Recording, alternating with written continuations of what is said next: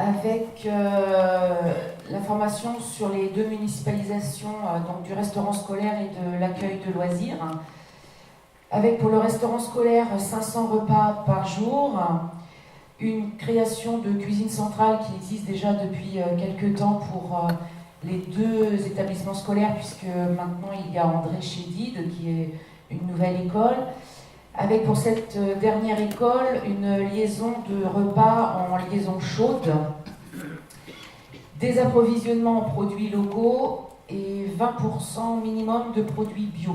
Sachant que nous avons fait le recrutement d'un chef cuisinier qui fait tout sur place. Donc les enfants mangent en quantité suffisante, équilibrée, avec des produits de qualité. Pour ce qui est de l'accueil de loisirs, donc il y a environ 250 enfants qui en bénéficient. C'est anciennement une association. Donc depuis le 1er janvier 2017, à la demande de l'association, nous avons municipalisé, avec 15 animateurs sur site qui encadrent les enfants. 2 accueils de loisirs. Alors on s'est rendu compte qu'il y avait de plus en plus de demandes. Donc nous avons fait le choix pour les moins de 6 ans de les diriger vers André Chédid, puisque la structure était agréable et accueillante avec du matériel pédagogique et un cadre assez intéressant. Et les plus de 6 ans qui restent sur ce qu'on appelle le CEV, avec des espaces extérieurs qui sont assez importants. Donc ce qui fait qu'aujourd'hui, on peut accueillir jusqu'à 108 enfants sur les 2 sites. Donc on a augmenté la capacité en ayant ces 2 points. Avec un fonctionnement de 52 semaines par an, puisqu'il y a les mercredis et toutes les vacances. Donc je vous disais, un nouvel établissement scolaire que nous avons appelé André Chédid. On avait fait appel aux parents, aux familles, aux enfants également, pour trouver le nom. Et pourquoi André Chédid? Puisque déjà le nom Chédid, ça doit vous évoquer quelque chose, hein, avec Louis pour certains, Mathieu pour d'autres, et puis Madame André Chédid, qui est une poétesse. Donc ça nous paraissait évident pour une école d'avoir ce panel familial qui était connu par toutes les générations.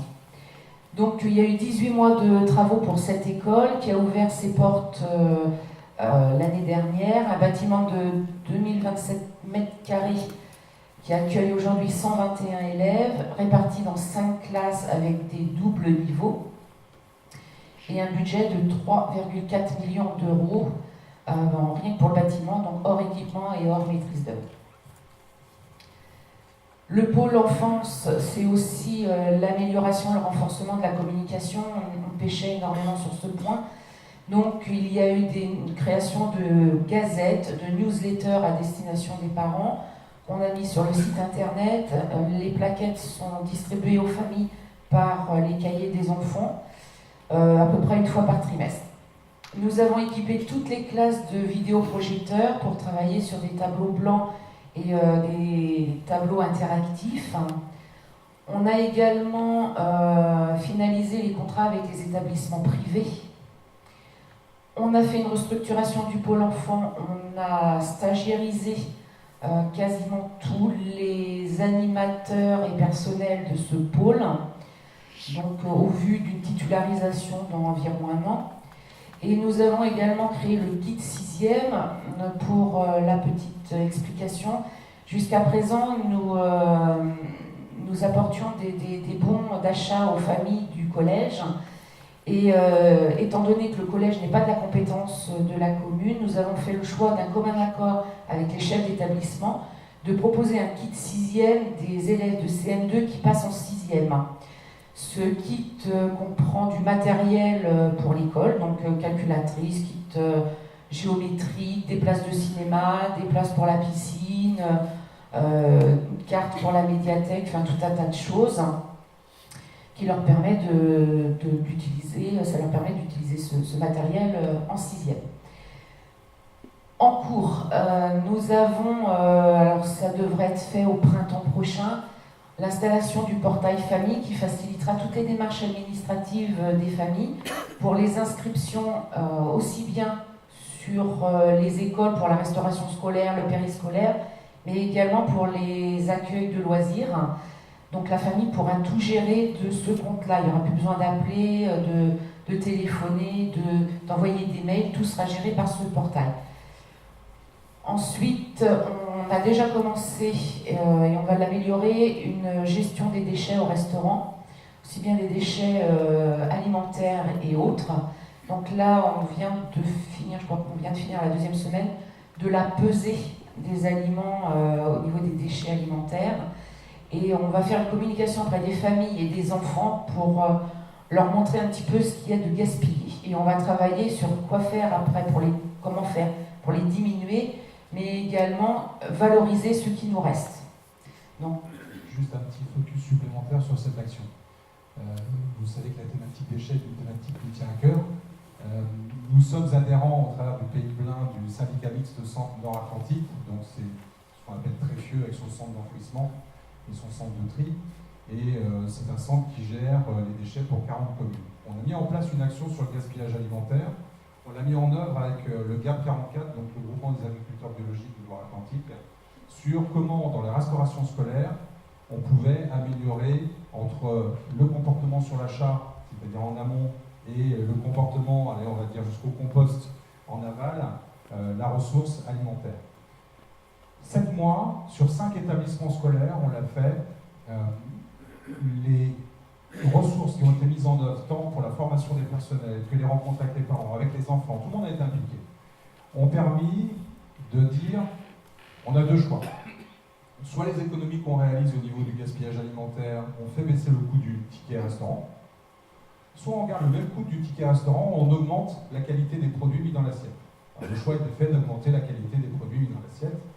Et on a travaillé avec une association qui s'appelle Manger Bio 44, et donc un groupement de producteurs sur tous les sujets alimentaires. Et de fait, le fait simplement de travailler sur le gaspillage alimentaire a permis d'augmenter de 28% le chiffre d'affaires de ces producteurs. Donc d'améliorer la qualité dans l'assiette pour les enfants. Et donc cette action, alors on n'a pas pu la mettre en œuvre sur l'établissement de Blain pour les raisons que Nathalie évoquait, c'était là, à savoir qu'on a recruté un cuisinier et qu'il fallait réorganiser les équipes. Mais nous comptons bien, donc, à l'issue de cette première étape, de peser et de rentrer sur le sujet du gaspillage alimentaire, aller beaucoup plus loin dans l'amélioration de la qualité des produits dans l'assiette des élèves. A priori, ils s'en plaignent pas, puisqu'il y a de moins en moins de gaspillage, donc ça doit être bon. Pour rebondir également sur la restauration scolaire, il y a une professionnalisation du personnel avec des formations qu'on enclenche très régulièrement pour leur apporter plus de compétences et de monter dans la qualité de leur travail. On a également en cours une création d'une bourse à projet pour les collèges. Donc, étant donné, comme je vous disais au préalable, avec le kit 6e, qu'on avait enlevé les LED avec les bons d'achat, on a fait le choix de proposer aux chefs d'établissement des collèges une bourse en fonction de leur projet d'élèves, d'école aussi, avec un dossier à remplir pour valoriser la commune, son territoire, l'environnement, la citoyenneté, les relations internationales, avec des thèmes bien particuliers. Donc il y a des dossiers à remplir, on a informé les chefs d'établissement, ils sont au courant, les documents ont été envoyés et très appréciés. La dernière petite nouvelle, c'est l'ouverture d'une filière franco-breton. Vous avez dû voir d'ailleurs passer l'information dans la presse. Donc on travaille sur cette ouverture pour septembre 2019. Une classe, donc filière, ce ne sera pas une option, ce sera vraiment un enseignement bilingue, donc avec 50% en breton, 50% en français. Donc on va dire trois contraintes, si je peux dire comme ça, c'est de trouver les locaux, on les a, de trouver un enseignant, on devrait l'avoir, et de trouver environ une vingtaine d'élèves pour ouvrir cette première filière de petite et moyenne section. Donc voilà, alors d'autres choses qui ne sont pas forcément écrites dans le document. On est passé à 4 jours au niveau de l'école. Nous avons demandé une dérogation pour revenir aux 4 jours. Nous avons maintenu ce qu'on appelait dans le temps les TAP, c'est-à-dire les activités sur la pause méridienne. Nous avons souhaité, au niveau des élus, de maintenir cette qualité d'accueil au niveau des enfants à l'heure du déjeuner, de leur proposer des activités. Donc c'est pour ça qu'il y a aussi ce recrutement d'animateurs pour pouvoir encadrer les enfants, les sécuriser, leur proposer des activités culturelles, sportives, etc. etc. Qu'est-ce qu'il y a d'autre? Je crois que c'est déjà pas mal, c'est beaucoup. Donc voilà, il y a toujours plein de projets qui arrivent pour le pôle enfance. Voilà, merci.